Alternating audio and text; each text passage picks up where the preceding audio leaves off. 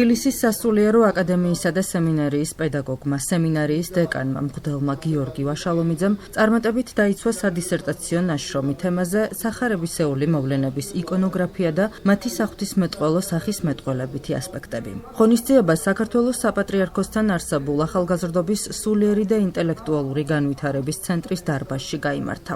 სადისერტაციო ნაშრომის დაცვასთან დაკავშირებით გამართულ სხდომას ხელმძღვანელობდა სადისერტაციო საბჭოს თანათავმჯდომარე თბილისის სასულიერო აკადემიისა და სემინარიის რექტორი, თეოლოგიის, ფილოლოგიისა და პოლიტიკის მეცნიერებათა დოქტორი, პროფესორი, საქართველოს მართლმადიდებელი ეკლესიის პროტოპრესვიტერი გიორგი ზუიადაძე.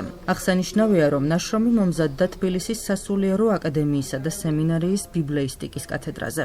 სადოქტორო ნაშრომის ხელმძღვანელი გახლავთ თეოლოგიისა და ფილოლოგიის დოქტორი, პროფესორი დეკანოზი მიქაელ გალდავა. რეცენზენტები არიან სადისერტაციო საბჭოს სწავლული მდივანი, გელათის მეცნიერებათა აკადემიის აკადემიკოსი, თეოლოგიისა და ფილოლოგიის დოქტორი, პროფესორი დეკანოზი ბიძინა გუნია და თბილისის სასულიერო აკადემიისა და სემინარიის პედაგოგი, თეოლოგიის დოქტორი დეკანოზი იოანე ბონდარენკო. სადისერტაციო ნაშრომის დაცვის პროცედურას წარმართავდა სადისერტაციო საბჭოს სწავლული მდივანი, დეკანოზი ბიძინა გუნია. სადისერტაციო კომისიის მუშაობას ხელმძღვანელობდა ჭყონდიდელი მიტროპოლიტი სტეფანე. სადისერტაციო კომისიის მდივანი გახლდათ ხელოვნებათმცოდნეობის დოქტორი, პროფესორი მარიამ დიდებულიძე.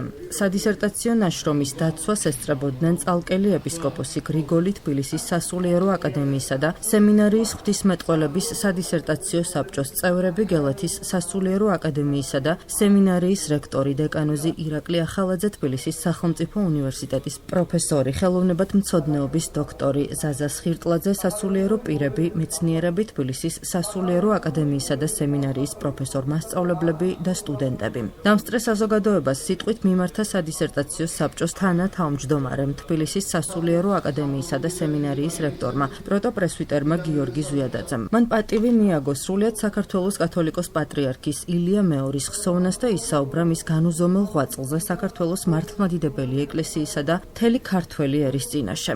უწმინდესისა და უნეტარესის სრულიად საქართველოს კათოლიკოს პატრიარქის ილია მეორის უდიდესი ძალისხმევისა და ავტორიტეტის გარეშე თბილისის სასულიერო აკადემიაში ვერც სადისერტაციო საბჭო შეიქმნებოდა და ვერც დოქტორანტურა დაფუძნდებოდა, აღნიშნა პროტოპრესვიტერმა გიორგი ზუიადაძემ. მან მადლიერება გამოხატა საპატრიარქო ტახტის მოსაყდრის, სენაკისა და ჩხოროწყუს მიტროპოლიტ შიოს მიმართ, რომლის ლოცვა კურთხევით დღეს შედგა სადოქტორო ნაშრომის დაცვა.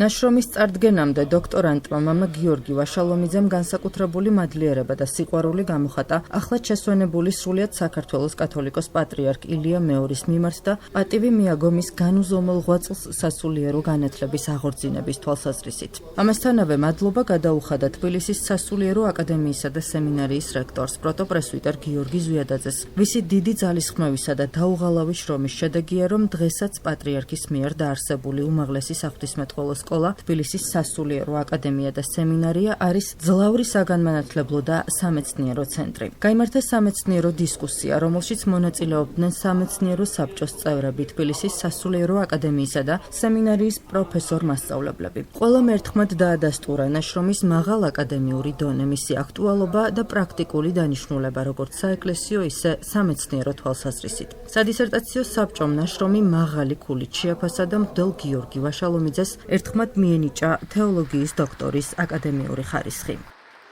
მე მომეწონა მამა გიორგის ნაშრომი და მიმაჩნია, რომ წიგნადაც უნდა გამოვიდეს, იმიტომ რომ ისეთ საკითხები იყო განხილული ამ სადისერტაციო ნაშრომში, რომ მე ვფიქრობ, რომ ქრისტიანულმა საზოგადოებამ უნდა იცოდეს საქართველოში ეს საკითხები უფრო ღრმად არის ახსნილი ძალიან ბევრ რამ, რაც ხატებს ეხება, ზოგადად ხატების ღვთისმეტყველება და ასე შემდეგ და მე ვფიქრობ, ეს ნაშრომი არის ერთ-ერთი ძალიან საინტერესო ნაშრომი, რომელიც იმსახურებს, ესე იგი, წიგნად გამოცემას და ფართო გავრცელებას. ზოგადად მოცემულია ისტორია ხატმე ბრძოლეობასთან დაკავშირებით, რას ნიშნავს ხატი ზოგადად ახსნილია და ეს ძალიან მნიშვნელოვანია, რომ ეს ახსნა ესეთი აკადემიურად მოხდეს. მეორე გარდა ამისა, რაც მნიშვნელოვანია, რომ ყოველ ხატს თავისი ღვთისმეტყველება ახლავს და სახარების განმარტება ხანდახან ხდება არა სიტყვით, არამედ ხატებით. და ძალიან მნიშვნელოვანია თვითონ ხატის შესახებ, რას ნიშნავს ხატი, იმის კარგად ახსნა აკადემიურად და უფრო ასე იგი წყაროებზე დაყრდნობით და შემდეგ უკვე ამ ხატების შესახებ აი რაც მან გააკეთა ძალიან მნიშვნელოვანია რომ ხატების ახსნა საღვთისმეტყველო კუთხით და ამავე დროს აი როდესაც შეუძლებელია რომ ტექსტურა წაიკითხა თქვა იყოს სიტუაცია ან ვინმე არის ვისაც არ შეუძლია რომ წაიკითხოს ხატებით ხდებოდა იმ ესე იგი ღვთისმეტყველების გავრცელება იმ დროში და ამის შესახებაზე ძალიან საინტერესო ასეთი მოსაზრებები და ზოგადად კვლევა ძალიან საინტერესო იყო. მე ვიტყოდი რომ სასულიერო აკადემია თავის განვითარების ახალ სტადიაზე გადადის კიდევ უფრო, იმიტომ რომ ეს დისერტაციების დაცვა, ეხლა ეს ფეხს იდგავს, ასე ვთქვათ, ეს პროცესი და ძალიან ისეთი შთამბეჭდავი და კარგია და მამო გიორგის დიდი დამსახურება ზვიადაძის პროტოპრესვიტერის ეს ყველაფერი და უწმინდეს მადლობა რომ ზოგადად სულ ყველაფერი ეს დაარსა და მადლობა ყველას ვინც ამ ასე იგი ამ იდეის განხორციელებაში აი მოღვაწეობს დაწყებული რექტორიდან დამთავრებული კომისიის წევრებით, ლექტორებით და თვითონ სტუდენტებით ყველა რა ვიცი ყველა მონაწილეობს ამ პროცესში რომელიც ძალიან მნიშვნელოვანია ჩვენი ეკლესიისთვის. სრულიად საქართველოს კათოლიკოს პატრიარქის ილია მეორის 59 წლიანი მოღვაწეობის ერთ-ერთი ნათელი ფურცელი გახლავთ დღევანდელი დღე. მის მიერ დაარსებული თბილისის სასულიერო აკადემია დღეს წარმოჩინდა საოცარი წინვალებით დაცული იქნა დისერტაცია ხელოვნებაცოდნეობის მიმართულებით. ეს გახლავთ უკვე წინ გადადგმული ნაბიჯი, რადგან სასულიერო აკადემიაში დოგმატიკის, პატრისტიკის მიმართულებით დაცულ დისერტაციებს ამშვენებს დღევანდელი დისერტაცია, რომელიც გახლავთ იკონოგრაფიული მოვლენების სახარებისეული კითხვისიდან და მამა გიორგი ვაშალომიძემ შესანიშნავად გაართვა ამას თავი. ეს არის გამარჯვება თბილისის სასულიერო აკადემიის, ეს არის გამარჯვება მისი რექტორის უდიდესი ესე იგი ძალისხმევა პედაგოგიური კოლექტივის. ულოცავ ყველას ამ უზურპასეს დღეს. დღეს თბილისის სასულიერო აკადემიასა და სემინარიაში შედგა რიგით მეხუთე სადისერტაციო ნაშრომის დაცვა. ნაშრომი გამოირჩევა ძალიან ბევრი ღირსებით, თუმცა ყველაზე დიდი ღირსება მისი ისაა, ვფიქრობთ, რომ მღვდელმა გიორგი ვაშალომიძემ განიხილა ქართული ხატმეტყველება შესაბამის საღვთისმეტყველო ლიტერატურაზე დაყრდნობით და გაავლო პარალელები კონკრეტული ხატის ამა თუ იმ დეტალსა და წმინდა წერილის მუხლს ან შესაბამის ეგზეგეზას შორის. მღვდელმა გიორგი ვაშალომიძემ ძალიან ბევრი ეტაპი გაიარა იქამდე, სანამ დაიცავდა მის სადისერტაციო ნაშრომს და ძალიან დიდი შრომა გასწია. მინდა გულითადად მიულოცო მას ეს წარმატება და უსურვო ღვთისწყალობა და შემდგომი ნაყოფიერი სამეცნიერო მოღვაწეობა. მღვდელმა გიორგი ვაშალომიძემ შემოგთავაზა ერთობ საინტერესო საყურადღებო ნაშრომი, სადისერტაციო ნაშრომი ეხება ქრისტიანული მოვლენების, კერძოდ სახარებისეული მოვლენების იკონოგრაფიას. წარმოჩენილია მისი გენეზისი ამონიგრაფიული მდგომარეობისა, იკონოგრაფიული ხედვისა, დამუშავებულია დიდძალი სოლიდური ლიტერატურა, გათვალისწინებულია ყველა ის ნიუანსობრივი სხვაობა, რაც შეიტანა ქრისტიანულ ხელოვნებაში, თქვათ, გარკვეულმა სხვადასხვა ეპოქამ და თო როგორც აღნიშნეთ საყურადღებო ხედვა გახლავთ დოქტორანტისა. ჩვენ ულოცავთ რა თქმა უნდა მღვდელს გიორგი ვაშალომიძეს შესაბამის წარმატებას, შესაბამის წინსვლას და უსურვებთ რა თქმა უნდა მორიგ წინსვლებს და წარმატებებს. წარმატებით ჩაიარა დღევანდელმა სადოქტორო დაცვამ მღვდელ გიორგი ვაშალომიძისა. მისი სადოქტორო თემა გახლავთ ბიბლიისტიკის მიმართულების, რომელსაც ეწოდება სახარებისეულ მოვლენათა საღვთისმეტყველო და სახისმეტყველებითი ასპექტები. რაც ყველაზე მნიშვნელოვანია, დოქტორანტმა ძალიან დიდი შრომა ჩადო ამ თავის თემაში, უამრავი წყაროა მოხმობილი ძველი ქართული წყაროებიდან, ეგზეგეტიკური ძველი ფრესკები, რომელიც საქართველოს სხვადასხვა ეკლესიის კუთხეშია დაცული, აი მათი განმარტება მოახდინა დოქტორანტმა. მადლობა მას ამ დიდი შრომისათვის და კიდევ და კიდევ მიულოცავ ამ უდიდეს დღეს მის ცხოვრებაში. დღეს ძალიან კარგი დღე იყო, მნიშვნელოვანი დღე იყო, მით უმეტეს მე როგორც ხელოვნებად ვცოდნე, განსაკუთრებით ვაფასებ იმას, რომ მღვდელმსახური, მღვდელი და თეოლოგიის მცოდნე, აი ასეთ ერთობაში განიხილავს გამოსახულებას და მის საღვთისმეტყველო შინაარსს. ეს რა თქმა უნდა, ასე უნდა იყოს ყოველთვის. მე ვასწავლიდი მას თავის დროზე და მიხარია რომ ამ ჩვენს სწავლებას უკმათ არ ჩააუვლია. კარგი დისერტაცია გამოვიდა ძალიან, განსაკუთრებით მე ახაც გავუსვი ხაზი, რომ იქ არის მკაფიოდ აგებული და სწორად შეფასებული. ეს არის თემა, რომელსაც საზღვარი არ აქვს, იმდენად ღრმა არის, იმდენად მრავალმხრივია, იმდენად მრავალ ადამიანს თუ მოღვაწეს აქვს გამოთქმული აზრი თუ სხვა რამ და მე მგონია რომ მამა გიორგი ვაშალომიძემ მოახერხა ის რომ მთავარი აქცენტები გაეკეთებინა.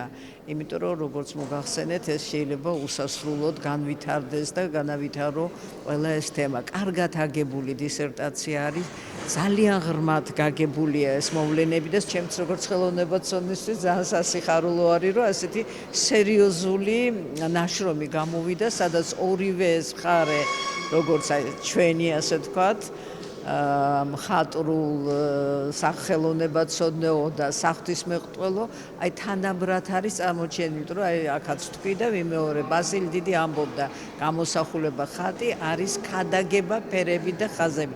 აქ ფერები და ხაზებიც იყო და ქადაგებაც იყო. ასე ვთქვათ, ორივე ეს ასპექტი ეკლესიის არსებობისა და ეკლესიის მოღვაწეობისა იყო წარმოდგენილი. მე მგონი ეს დიდი მიღწევა არის და მისალოცია ყველა, ვინც ამ საქმეში იყო ჩართული. ნაშრომში წარმოჩენილია ღვთისმეტყველებისა და იკონოგრაფიის კავშირი და იკონოგრაფია წარმოჩენილია როგორც თეოლოგიის ერთ-ერთი მიმართულება, ერთ-ერთი დარგი. ჩვენ საგანგებოდ ვამახვილებთ ყურადღებას ქართულ ხატმეტყველებაზე, კერძოდ სახარებისეული მოვლენის ამსახველ ხატმეტყველებაზე, რომელიც არაერთ საგულისხმო საღვთისმეტყველო ასპექტს შეიცავს. ამავდროულად თემაში წარმოჩენილია იკონოგრაფიის კავშირი ღვთისმეტყველების სხვადასხვა დარგებთან, სხვადასხვა დარგთან,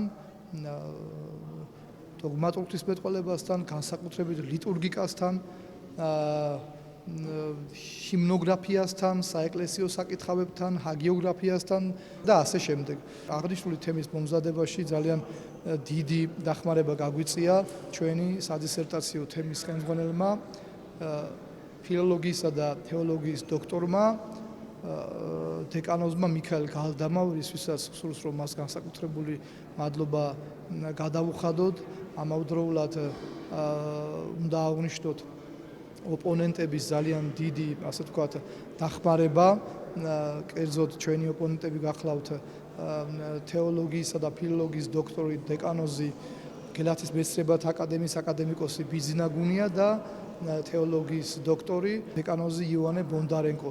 რასაკვირველია, ასევე განსაკუთრებულ მადლობას ვუძღვნით საქართველოს სამოციქულო ეკლესიის პროტოპრესვიტერს, თბილისის სასულიერო აკადემიისა და სემინარის რექტორს გიორგი ზვიადაძეს, რომლის უშუალო ინიციატივითაც დაფუძდა ჩვენ სასწავლებელში დოქტორანტურის მიმართულება და ჩვენ გვეძლევა საშუალება, რომ აქ საქართველოში დავიცვათ ხარისხი ღვთისმეტყველებაში და რასაკვირველია, უპირველეს და უმთავრეს ყოვლისა გამოვხატავთ უდიდეს მოწიწებას და მადლიერებას გარდაცვლილი საქართველოს კათოლიკოს პატრიარქ ილია მეორის მიმართ, რომელმაც დააფუძდა ეს სასწავლებელი.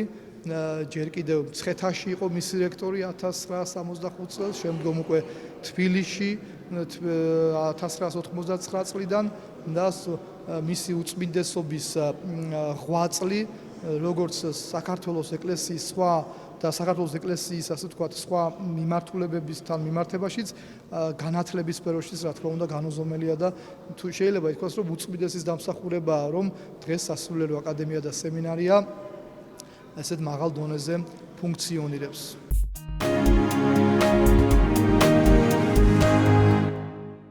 სასწავლო პროგრამა აგროსკოლა 2026 იწყება. ამ დროისთვის მასში მონაწილეობის მსურველთა განაცხადების მიღება მიმდინარეობს. პროგრამას გარემოს დაცვითი ინფორმაციისა და განათლების ცენტრი ახორციელებს. პროექტში მონაწილეობის მიღება შეუძლიათ საქართველოს მასშტაბით მე-9-მე-12 კლასის მოსწავლეებს. აგროსკოლაში სწავლა ივნისში დაიწყება. ორგანიზატორთა განმარტებით პროექტის მიზანია ახალგაზრდებში აგრარული სფეროს მიმართ ინტერესის გაღვივება და გარემოს დაცვითი ცნობიერების ამაღლება.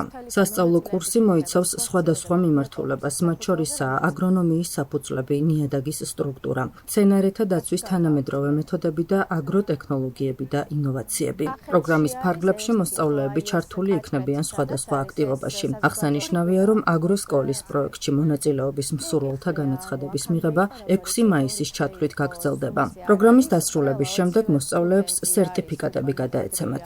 2022 წლიდან ყოველწლიურად მიმდინარეობს გარემოს დაცვითი ინფორმაციისა და განათლების ცენტრის მიერ შემუშავებული ახალგაზრდული სასწავლო პროგრამა აგროსკოლა, რომელიც განკუთვნილია მე-9-დან მე-12 კლასის მოსწავლეებისათვის მთელი საქართველოს მასშტაბით.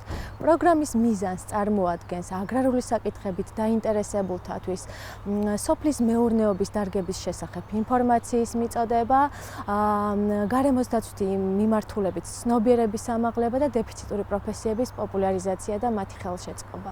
აქვე მინდა აღნიშნო, რომ წელს პროგრამაში სიახლეა გარემოს დაცვითი ინფორმაციისა და განათლების ცენტრის, საზოგადოებრივ კოლეჯ AIS-ისა და შვეიცარიულ აგრარულ სკოლას კავკასიას შორის გაფორმდა ურთიერთთანამშრომლობის მემორანდუმი, რომელიც მიზნად ისახავს პროფესიული განათლების ხარისხის უზრუნველყოფას, აგრარულ სექტორში ახალი შესაძლებლობების შექმნას და მოსწავლეებისათვის აქტივობებში ჩართვის უზრუნველყოფას. პროექტი განხორციელდება წელიწადში 2 ჯერ, ივნისსა და სექტემბერში. რაც შეეხება მონაწილეთა მიღებას, მიმდინარეობს ღია კონკურსის საფუძველზე, რომელიც გახლავთ 2 ეტაპიანი.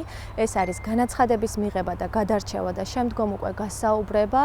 მონაწილეთა რაოდენობა სულ 20 მოსწავლისგან შედგება და პროექტში მონაწილეობა უფასოა.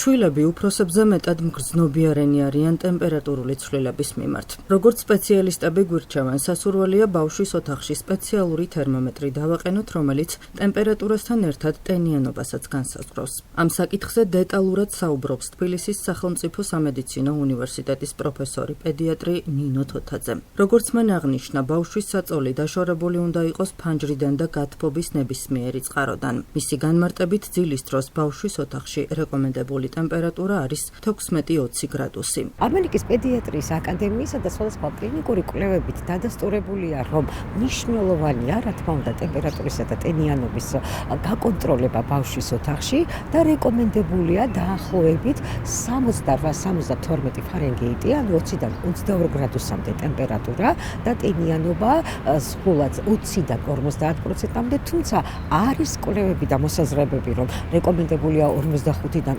55%-მდე, თუმცა ამ შემთხვევაში ოპტიმალური ბალანსის ზღვარი ალბათ მაინც 50%-ია. რატომ არის მნიშვნელოვანი, რომ დაცული იყოს ბავშვის ოთახში ტემპერატურა და ტენიანობა? პირველი განსაკუთრებით ჩვილი ასაკის ბავშვებისთვის მნიშვნელოვანია უეცარი სიკვდილის სინდრომის რისკის შემცირების კუთხით, მეორე ძილის რიტმის ჩამოყალიბების მხრივ, მესამე ბავშვს ეძინოს კომფორტულად და ნაკლები ტირილი ჰქონდეს განსაკუთრებულად უმცროსი ასაკის ბავშვებისთვის. მნიშვნელოვანია ასევე ლორწოვანი გარსის და განსაკუთრებულად ცხვირის ლორწოვანი გარსის გამოშრობის პრევენციისთვის, სასუნთქის სისტემის ნორმალურად ფუნქციონირებისთვის და რა თქმა უნდა, ეს არის როგორც აღნიშნეთ, სიმშვიდე და მშვიდი ძილი, რომელიც ესოდენ მნიშვნელოვანია ბავშვის ყოველდღიურ ცხოვრებაში. როდესაც ჩვენ ვსაუბრობთ ტემპერატურაზე და ტენიანობაზე, რა თქმა უნდა, ამ შემთხვევაში სწორად დასაცავია, ბუნებრივია ეს პრინციპი განსაკუთრებულად თავის სირთულეს წარმოადგენს ზამთრის და უფრო ძალიან დაბალია ტემპერატურა, ან კიდევ ზაფხულის პერიოდში, როდესაც პირიქით მაღალია ტემპერატურა და ამ შემთხვევაში ტენიანობის მონაცემები კიდევ უფრო იზრდება. როდესაც რა თქმა უნდა მშრალია ჰაერი, რომელსაც ხელს უწყობს ნაკლები ტენიანობის შემთხვევაში, ბუნებრივია ამ დროს კიდევ უფრო ადვილია ბავშვის გაციების პრევენცია, მაგრამ მაღალი ტენიანობის შემთხვევაში, თუნდაც მაღალი ტემპერატურის დროს, ერთ-ერთი პრობლემა დგება, რომ არ მოხდეს ბავშვის გადახურება. ნინო თოთაძის განცხადებით, ზაფხულში, როდესაც ძალიან ცხელა, ტემპერატურისა და ტენიანობის ძლიერი ცვალებადობაა. შეიძლება გამოიწვიოს ბავშვებში ძილის დარღვევა, ოფლიანობა, კანზე გამონაყარი და საჭმლის მონელების პროცესის დარღვევა. სპეციალისტმა ამ მიმართულებით მშობლებისთვის გარკვეული რეკომენდაცია გასცა. პედიატრის განცხადებით, ბავშვის ოთახის ტემპერატურა სასურველია 5 ცელსიუსამდე განსხვავდებოდეს გარე ტემპერატურისაგან. როდესაც დაგეგმარება ხდება შესაბამისად ბავშვების ოთახის, არ არის სასურველი, რომ გამართლებლები მოთავსებული იყოს საწოლთან ახლოს. ასევე მნიშვნელოვანია, რომ თქვა ოთახი იდგას ისეთ ადგილზე, როდესაც აქტიური მზის სხივები პირდაპირ არ ეცემა ბავშვის საწოლს და ამ დროს თქვა თავისუფლად შესაძლებელია, რომ გამოყენებული იქნას თქვა იგივე ჟალუზები, ფარდები, როდესაც ბავშვს ჰქონდეს მშვიდი ძილი, რაც შეეხება კონდიციონერებს, თქო ცივი და თბილი ჰაერის ნაკადის მიუხედავად, რეკომენდებულია, რომ თუ კი ჩვენ ვსაუბრობთ კონდენსირებაზე, ის არ იყოს ბავშვის ოთახში და თქვა გამოვალი ოთახი და ხდებოდეს მისი გაგრილება ოთახის მაღალი ტემპერატურის დროს, თუმცა თუ ეს აუცილებლობას წარმოადგენს, ამ შემთხვევაში მნიშვნელოვანია იმ პრინციპის დაცვა, რომ ჰაერის ნაკადი ზუსტად არ მიდიოდეს ბავშვის საწოლისკენ.